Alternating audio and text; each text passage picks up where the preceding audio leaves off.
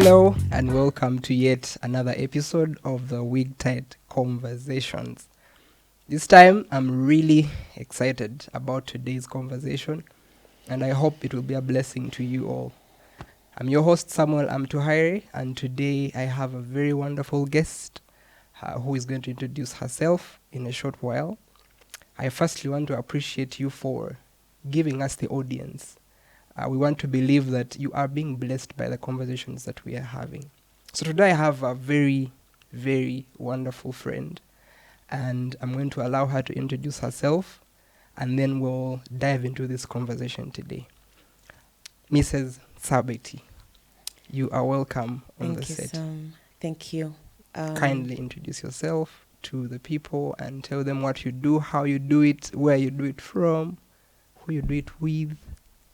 You're welcome. When I do it. Yes. Okay. Hello, everyone. My name is Agatha Izara Sabiti. I'm married to an amazing man called Apollo Sabiti. Together, we are blessed with 2 boys. Beautiful. Adriel and Nathaniel. Yes. What I do, I am a human resource practitioner. I practice human resource at Africa Water Solutions. The other things I do aside that, aside HR, I am part of a number of women's ministries, which Sam knows is my passion. Yes. Yes, and I'm happy to be here. Beautiful. It's an honor to have you. Thank you. Thank you for making the time and allowing us to have this conversation. Thank you. For our viewers, by now you know that every month we have a Wigtight article that is kind of a reflection of the things that I have learned or learned from through the month. And there's a link in the bio that will take you to the article for February. And it's very timely, talking about the friends we keep and how that impacts our growth. So we want to have a conversation around that same topic. And Mrs. Sabet is going to give us a very huge input into that. So, a brief about the monthly article. We're talking about how important it is for us to know which people we work with and the essence of attaching value to the choices we make when it comes to friendships. Of course, not just for the young generation, but cutting across. The people you work with, the people you marry, the people you are born with, the people you serve with in the churches that you are. So it's very important for us to have this conversation today. And I just wanted us to kick it off from that point. You read the article. What are some of the things that stood out for you? Or like one thing that really stood out for you? Yes. I think one thing that stood out for me is that, in simple terms, I'm an equivalent of the people that I surround myself with. True. If you add who Sam is, who someone else is, the 5 of them contribute largely to who I am as an individual. True. And I think that even answers my first question because I was going to ask how you think that the friendships we make impact your personal growth, unless you have something else you would like to add in there. No, I could go straight to the question. Yes. I usually say that the friends that you keep are a mirror of who you are and are at the speed that you need for most of your growth. True. Why? Because if I'm surrounded by 5 people who are fast-paced and are strong at thinking, they're creative, they're always thinking plans, they don't have a lot of time to waste, I'll be out of place if I'm not doing that. True. Because that's the language we speak. That's our everyday conversation. If they are checking on me, they're not asking me how many hours did you sleep last night because there's no trophy for sleeping much. They're probably discussing things that are very developmental. So I think the friendships you make or the friendships that you keep contribute largely to who you are and who someone else perceives you to be. There's like a large contribution from the conversations, the places you've been to, the challenges. If you're around a circle that is not challenging, there's not much to push you. True. Because it's the culture in your small circle. People operate in circles, and if you've deeply observed circles, there's usually something that unites them or something unique about them. You know, if you pray from the same church, you probably have the same values. True. You have the same understanding of particular things. So the friends that you hang out with, you definitely have values that you share. You have a culture that works for you guys. There are things you can do, there are things you can't do. You know, in the family setting, we have something where we say probably everyone else can do this, but the subit is can't do this. It means for us in our small family unit, as friends, because we are friends to our children, there are things we can't do. So because we are friends to them, they're going to grow up thinking a certain way because they hang out with us. True. Who have gone before them. So does that mean that ideally someone needs to just look at your friends to know you partly? Partly, yes. Yes. You know, we usually make fun with my friends somewhere where they ask that, why are you like this, Sam? You know, everyone else is moving to this direction. Why are you like this? I like that question. You know why? Because Sam is going to think through, why is he like this? How is he supposed to be? You know, and that will shape definitely who he is. So if I see Sam and I know his friends, definitely there are things I expect of him that he should be doing. There are ways he's supposed to be thinking or talking or acting. If I'm not seeing it, then I'm not sure you're very close with the people you think you're close with. True. In my opinion. That's amazing. There were nuggets in the article that explained so many aspects around friendship, but in particular regarding growth. And as we grow, there are some people that, like you've said, you get to realize, okay, I think I'm growing on this trajectory, and maybe these people that I've been working with are not. And that can impact on how you grow as a person. So sometimes you have to make the hard decision to like distance yourself from such people. Have you had experiences where you've actually had to like distance yourself from certain, not because they are bad, but like you said, you've reflected, you've asked yourself, why are you like this? And you realize, okay, I need to make a few changes. And then you had to distance yourself from such people. Have you had such an experience in your personal growth? Yes, I have. And if you realize, you will always know when you're not at the same length as the people who are around you. Some have the maturity and ability to take that and accept it. Some don't. True. You know. And usually in our circles, how someone responds to either your growth or to the effort you're making in life determines how long they probably can be around you. I want us to think about a race. When they hit like they used to call it a clapper in primary. When they hit the clapper, you all run, you know. We've seen some sportsmen come back to pick people who are limping. I want us to refer to that. When they hit the clapper, you all run. True. There are people who will run close enough to move with you. There are people who still very, very far, you know, and you're not able to run back and get them. And I think for me, some people who have dropped off or who I have had to drop off in a very polite way, I have not gone to them and say drop off or I can't move on with you, but who I have not moved forward with in my journey of growth.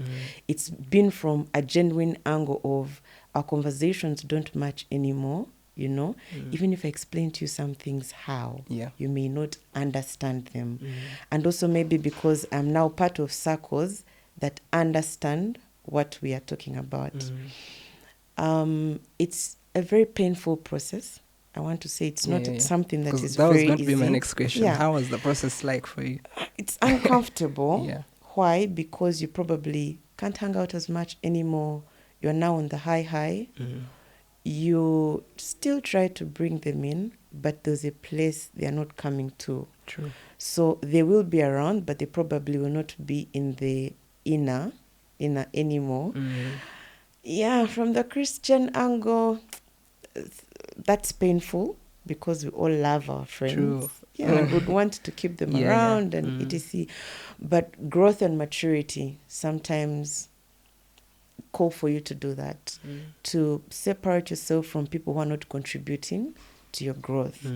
I also thought about something when you mentioned that if you are trying to take 3 steps forward and there is a heavy stone you have to pull behind, that you have an option of letting go of.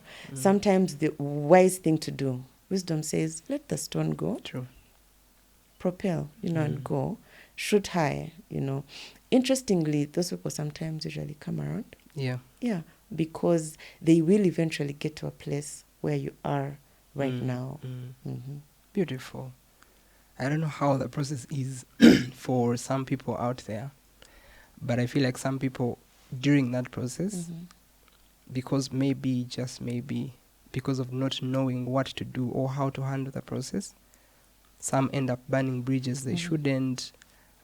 Others make mistakes in the process of letting go.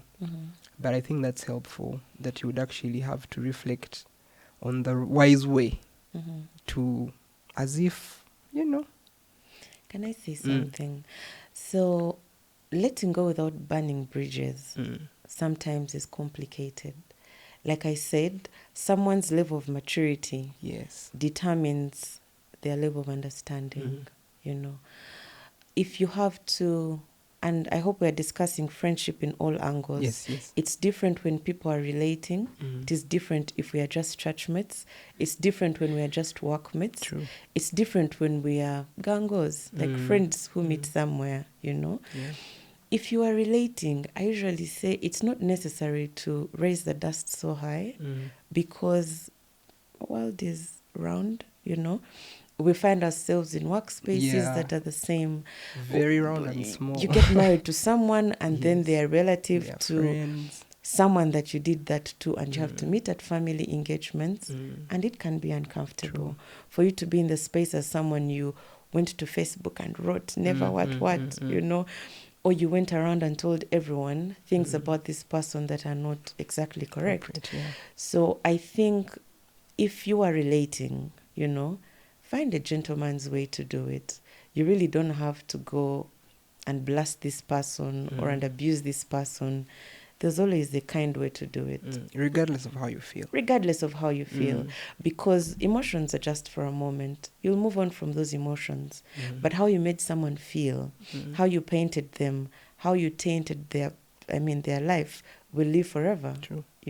So in that case, I would think if you are struggling with how to speak to someone, walk to them and be polite. I don't think this can proceed. There's no need to raise arms. If it is just a friend, I usually believe in peaceful separation. I go speak to the person, say, I think we're struggling, ABCD. Things might change a bit, but I'm still here. That means that we might not be as close as we were, and it's a very tough experience. So my main thing was to say that how you do it reflects actually who you truly are as a person. At the end of the day. At the end of the day. So do everything you can to live at peace with everyone. Do it in the most peaceful way that you can afford as a person.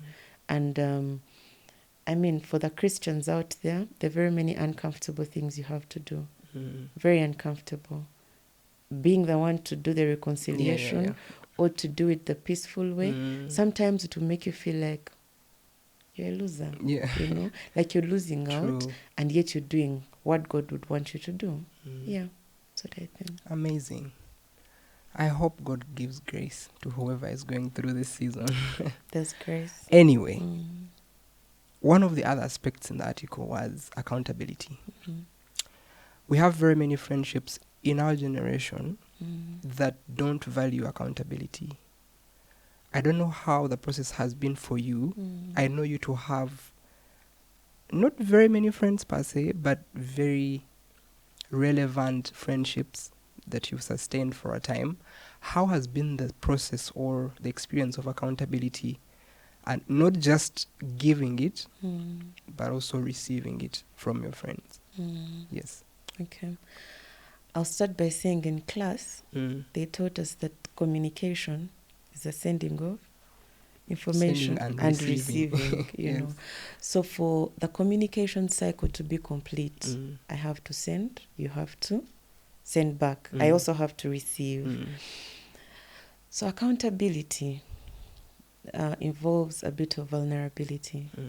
For you to be accountable, you must be able to be willing to speak about yourself in ways that you may not be very comfortable about.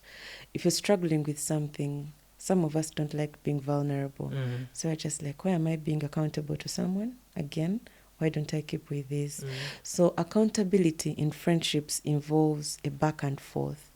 As much as I am willing to come and tell you some, I'm like this, I'm in this place, I'm ABC, you must be willing to make me feel like it's a two-way, and that makes me a bit comfortable. So how have I done it with my friends? We have agreed that we have to be willing to walk life with each other. And in order for us to keep this friendship alive, there has to be some investment. Accountability, you don't sit and wait for the other one to come and ask you.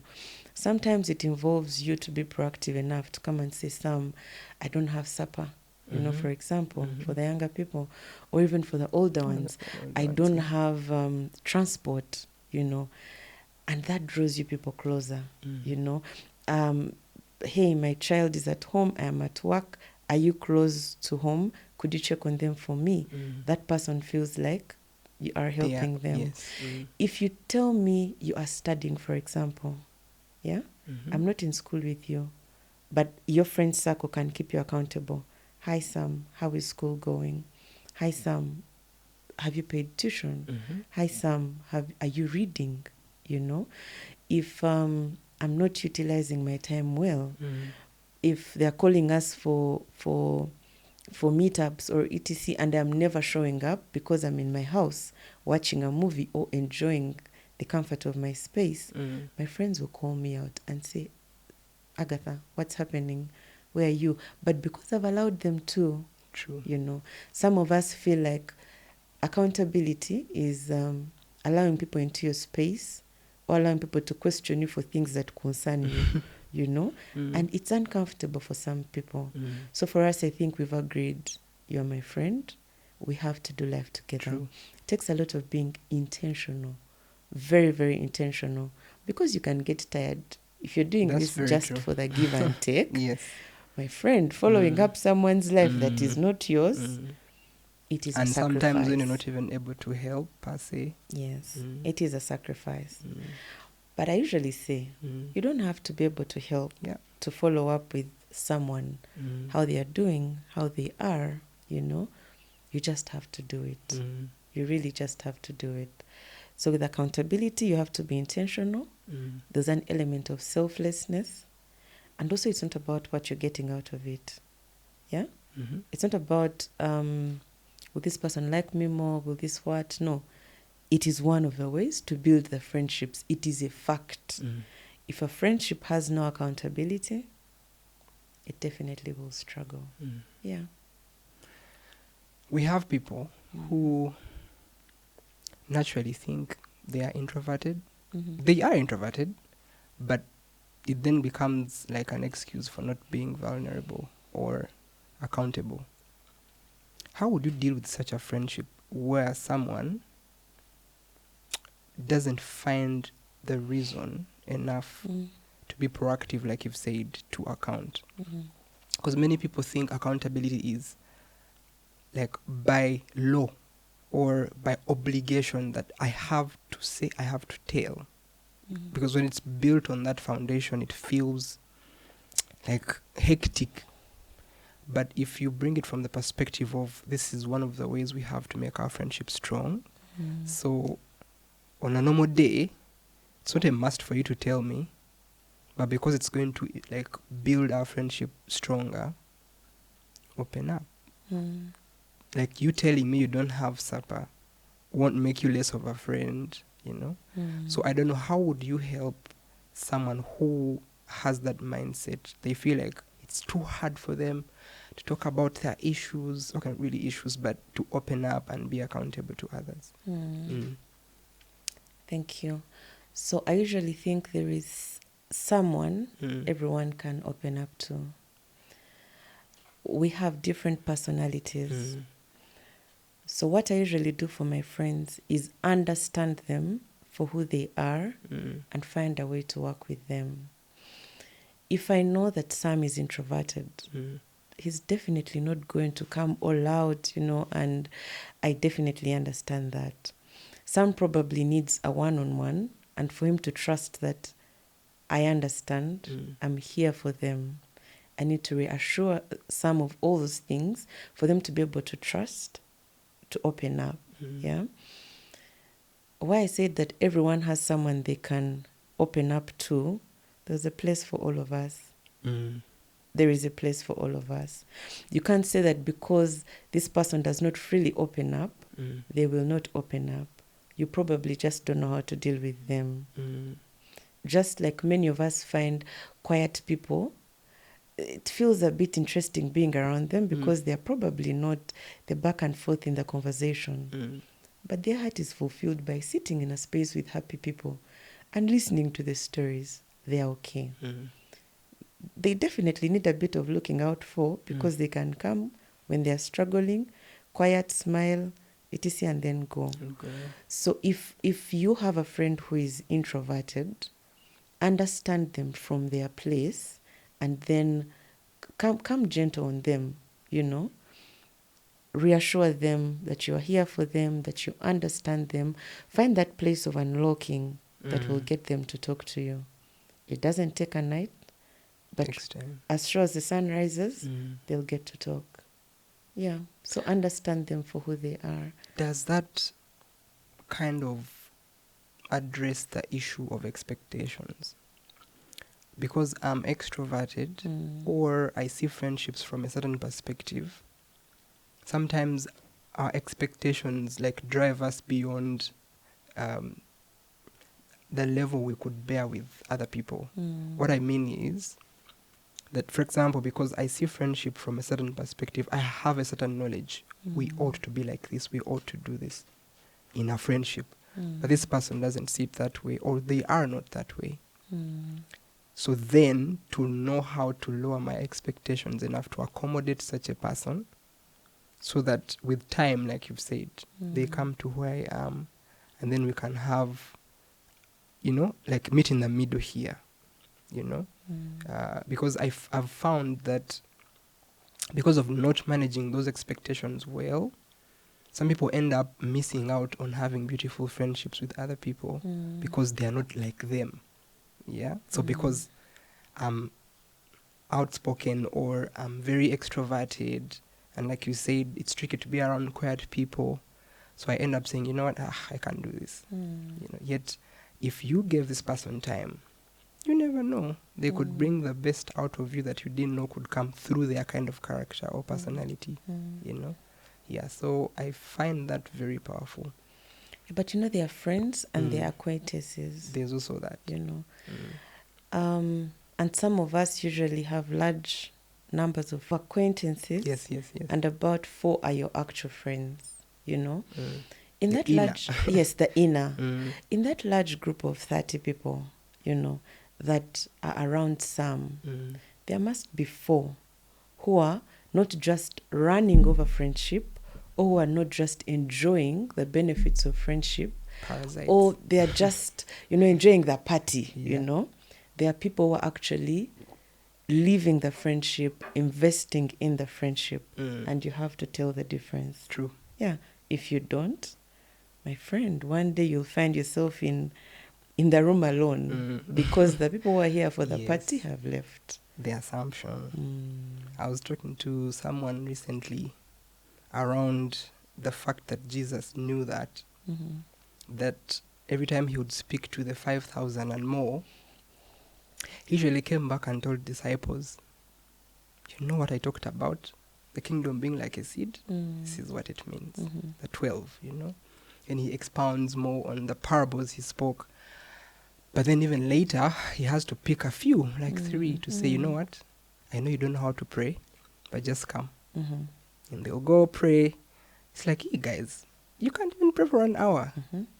But yet we see that these 3 are the ones that later on have the deepest experiences. I mean, John wrote the book of Revelation. I don't think by that time he didn't know how to pray. He had learned, So I get what you're saying. I feel like the Lord was patient with them. Very much. He didn't come and say, you guys don't know how to pray. You don't match up. Yes. Very much. So that leads me to another aspect then. That as we figure all this out, sometimes, especially when it comes to accountability, there are sometimes we want advice and counsel from different people. Could be a spiritual person, a friend, parents, etc. But now, let's talk about friends. How have you been able to strike the balance between advice from friends and when, regardless of the advice from friends, you have to make an individual personal decision? Interesting. Yes. So, this is what I think. You can ask 10 people for advice, but at the end of the day, it is you, Sam, it is me, Agatha, who knows in all those answers what aligns to my values, what has the solution for this problem, and what I can defend at the end of the day. Because it is you going to take that decision.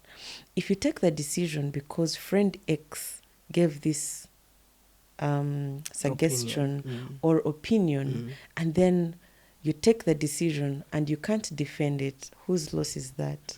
It is yours. So I think for me, I would think, receive all that advice, then come back to self and say, so person X says A, B, C, D, up to 10. Sieve and say, what works for me? Pick what matches with your values, what meets the need of what you're trying to decide on, and then go with it. For example, if it's financial, if someone is telling you to buy something for an amount of money that you sure know you can't afford at this point in life, pick the idea and find where it fits, but do not try to leave someone else's decision because you are living a certain kind of pressure. The question is, you as Sam, of all those decisions, what do you pick that matches with your values, that matches with your goals, or that will answer the question you're trying to solve? Interesting. Very interesting. You introduce yourself as a mother, a wife, a friend, a visionary. How does investing in friendships look like for you? Because over time, I'm sure you've been able to build meaningful friendships, lasting friendships.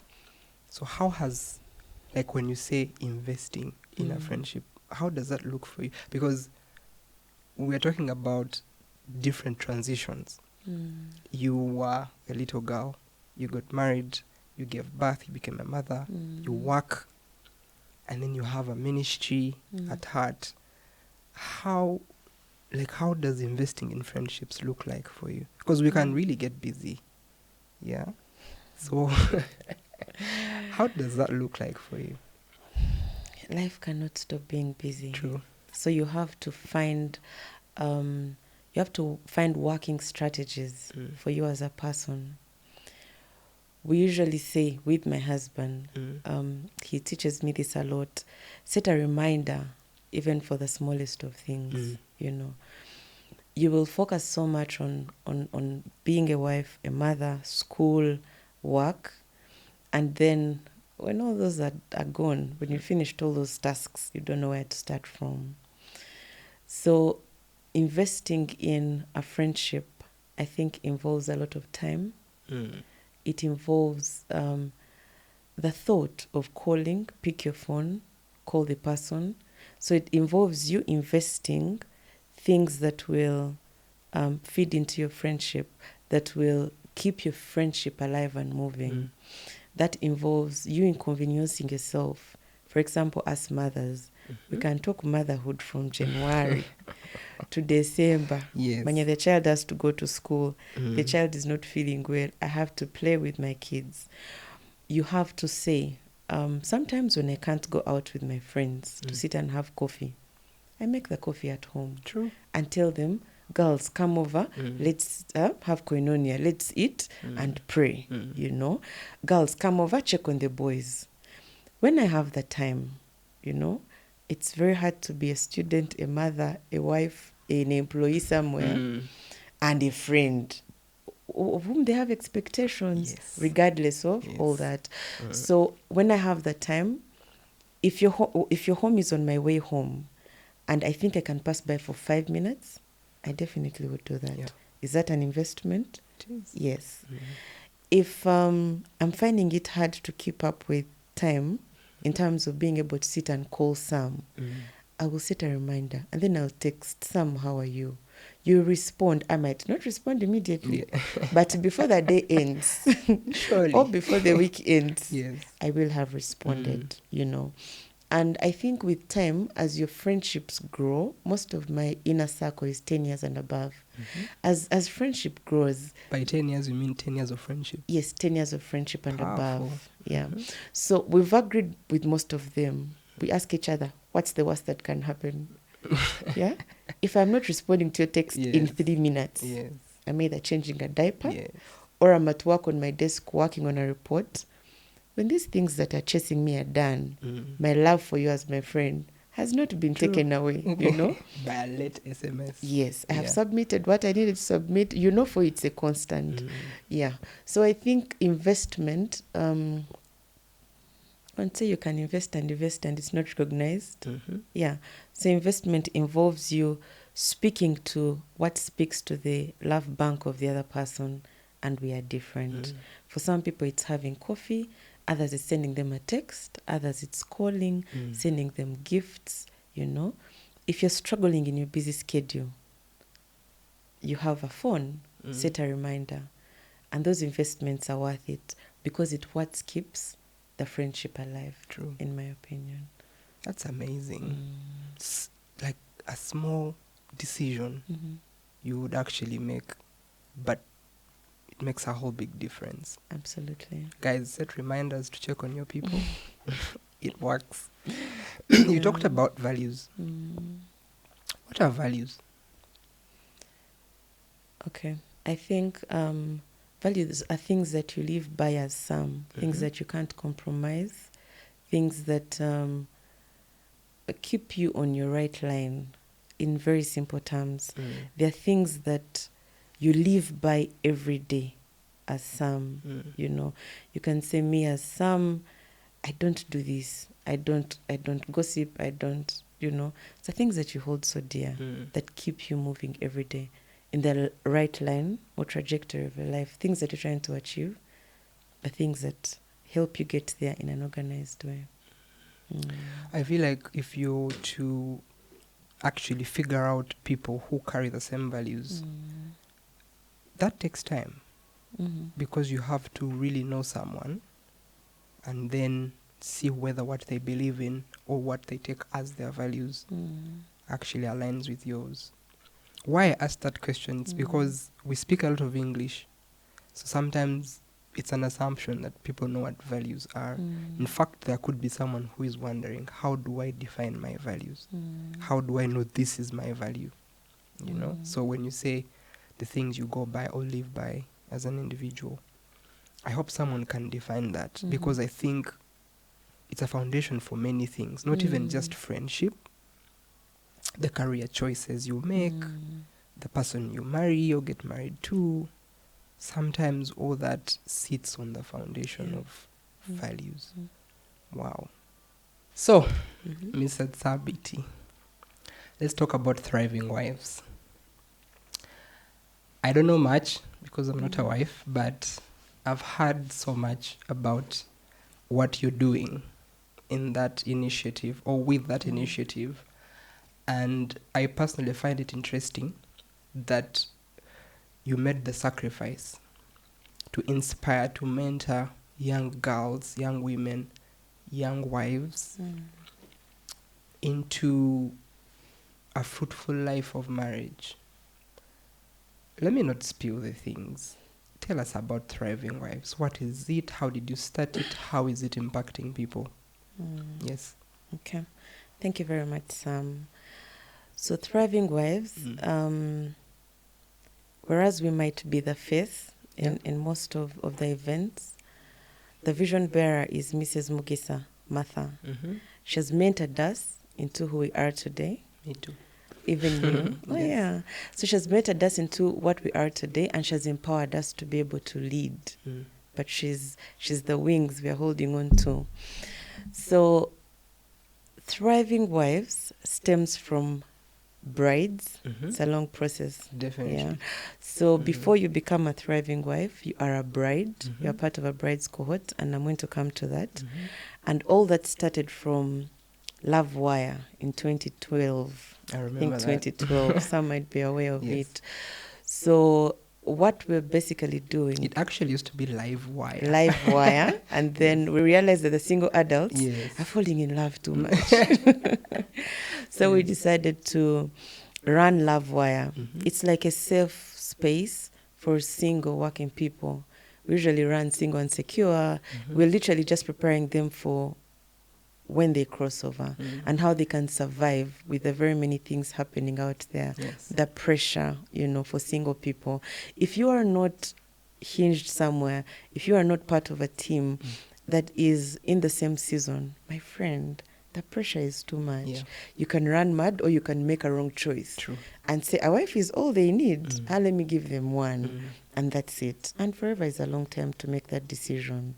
Yes. So we run Love Wire, which is a space for people who are not married. Most of them are working. Some of them are in vacation. We discuss different topics, finances, how to live single and secure, everyday discussions that can equip you as a person, eventually to be a better person all around, but also to be a better husband when you cross over, to be a better wife and a child of God. True. Above all.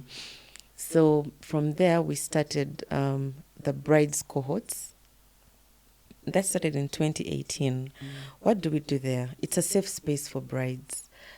People moving together in the same season. Sometimes not everyone understands your struggle as a bride, but a fellow bride might understand it. And also, we have very selfless ladies who have gone before. We have people up to 14 years who are mentoring, 14, 15 years in marriage, who are mentoring these brides. So we are saying, you're not alone in this. We've been there. We believe that the mistakes we made, the people we have met should not make those mistakes.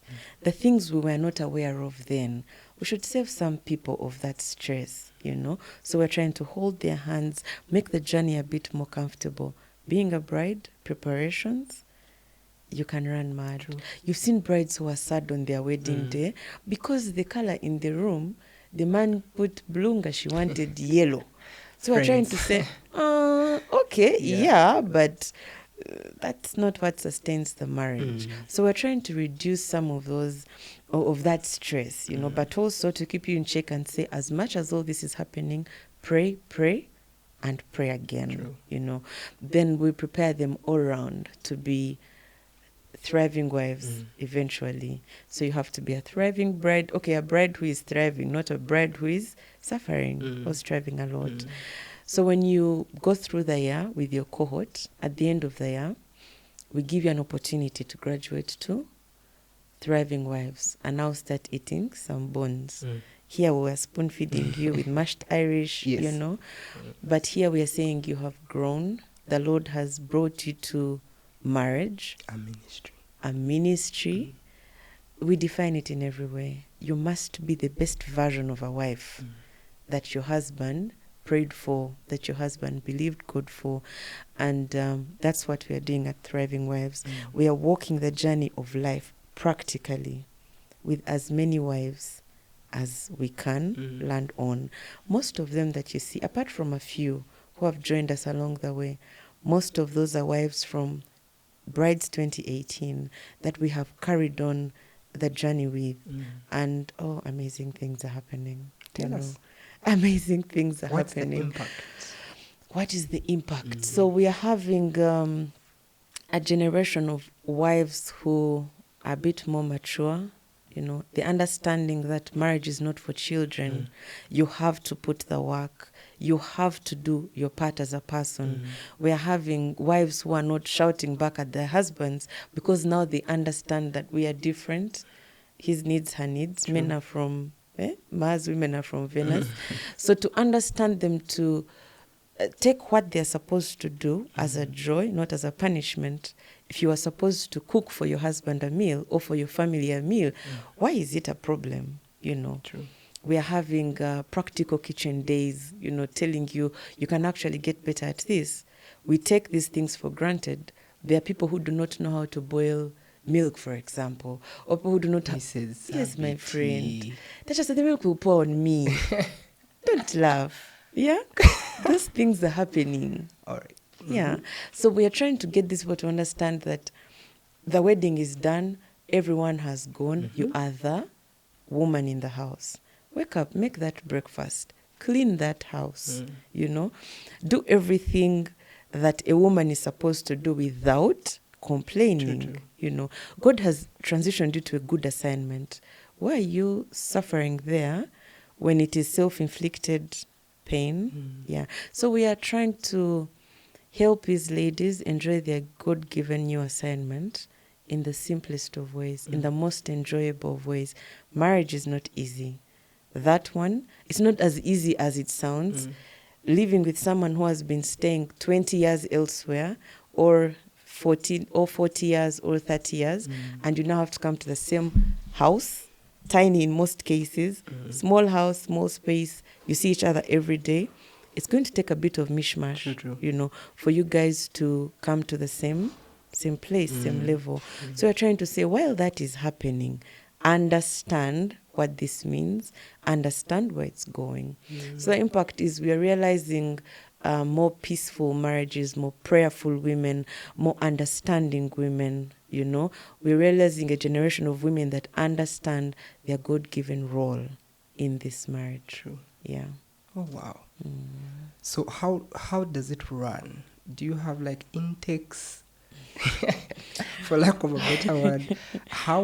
Because I know one of the things that I think our generation is struggling with is having an authentic community. I think our parents were privileged. Okay, they were blessed to have communities. They were effortless. Right now, it's hard for a young lady. Firstly, because, like we said, accountability is hard for most people, but also because of the nature of our community.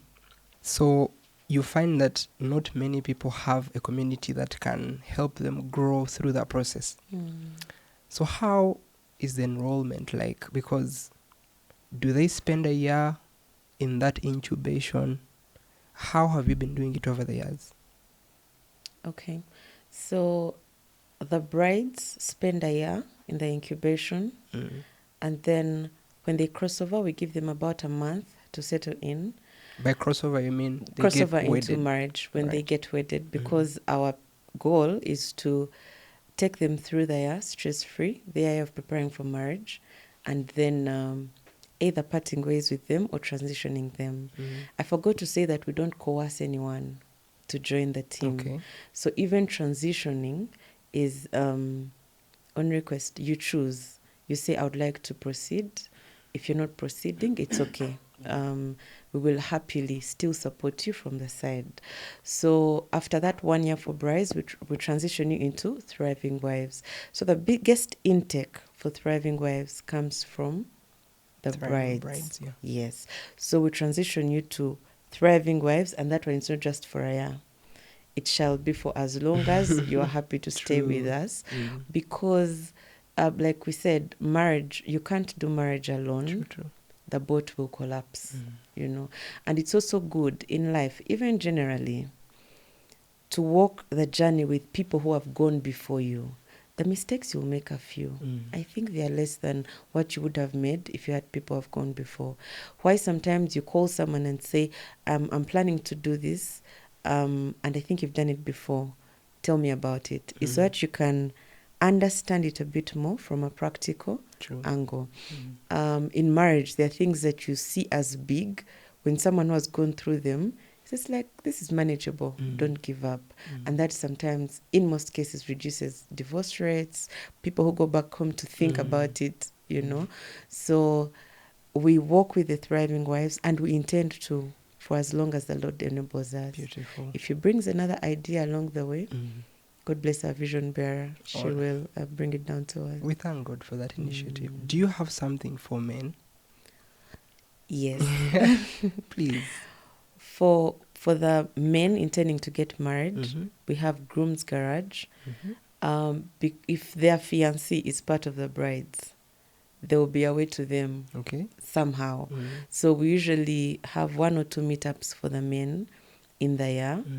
And men are interesting. They don't need too many meetings to understand what they need to understand. Yeah, so we have something for the men. Thriving Husbands, we have a couples edition once a year where we bring together the husbands and the ladies into one space. We spend a day praying and sharing and doing a number of other things that definitely... Do you do like matching clothes? Yeah. We've done Shades of Unity before. That's what we call it these days. Shades of Unity. To show that you guys are on the same page. When you call it matching clothes, some men tend to go like tie and dye. You know? But things are better these days. So we draw them in for that meetup. Maybe they will increase as time goes by. But the most recent one was amazing. We thank God. Thank you. Wow, what an awesome conversation. What would be your parting shots regarding everything we've talked about? Thank you, Sam. I think I would like to say that friendship is like a moving train. It needs a lot of investment. It needs fuel. You will have to pay some transport fare. It takes a lot of sacrifice, you know. And friendships get better with time as you grow. You will need to get to a place where you will trust that your friends are here for you. Your friends are doing everything they can to make sure that you're okay. You'll have to get a place of being vulnerable. Friendships that do not have those low and high moments, sometimes there's something missing, you know. So pray over your friendships as much as you can for God to surround you with genuine people. It's possible to be genuine and your friends are not genuine. So pray for genuine people. Pray that the Lord will make you a genuine person. You know, what you're expecting from your friends, be that. True. And only the Lord deals with the heart of a man. So pray that the Lord will make you the best version of what you're expecting from the friends around you. And you'll be fine. Powerful. Thank you so much. Thank you so much. For the time and the wisdom that you've been able to share. And for anyone out there who has been struggling in this area of the kind of friendships that you're building, I want to believe that this conversation has been very helpful. And in your intentionality to make this work, you'll find some of the nuggets in here very, very helpful.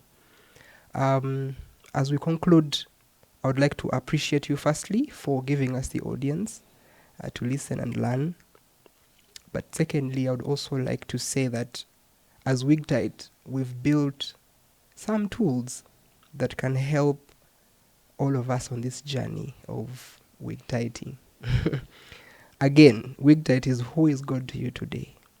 And because God is limitless and bottomless, he shows up in different aspects of life. And that's why we are talking about friendships, because we call him a friend.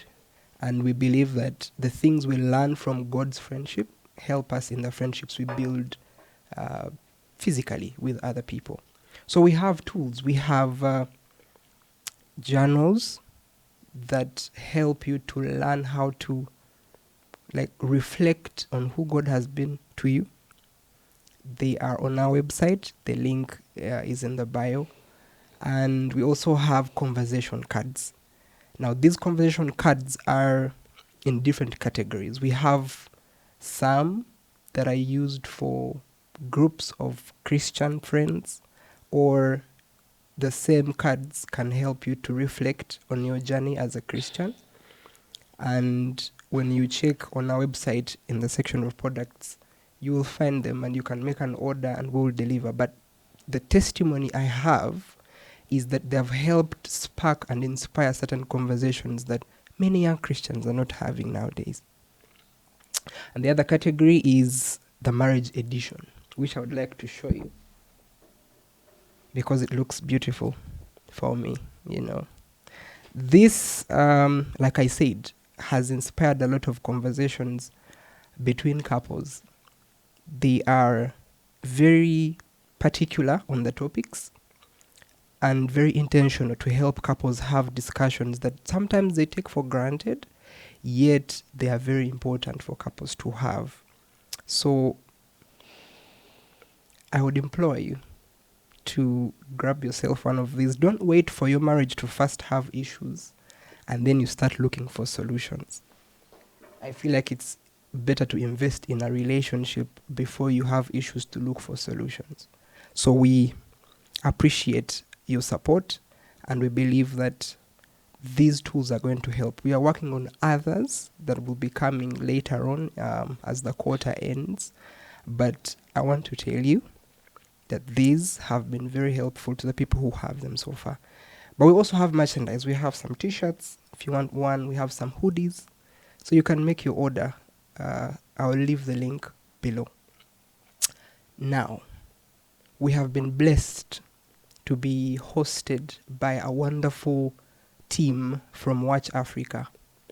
These guys have dedicated their lives to do very perfect podcasts, very perfect social media content, very beautiful pieces that, as you can see, it's a beautiful space. So I'm going to leave their link below in the bio and you can reach out to them. They can do a lot. You will read their profile and that can help you to know how they can be of service to you. Watch Africa. Well, we are glad to be hosted. So thank you for giving us time. And if you're there and probably you're listening to or you're watching this podcast for the first time and you've never given your life to Jesus Christ, it's never too late. It's never wrong. There aren't particular spaces for making that decision. Even today you can make it. So just say, repeat these words after me and say, Lord Jesus, today I believe in your Son, Jesus Christ.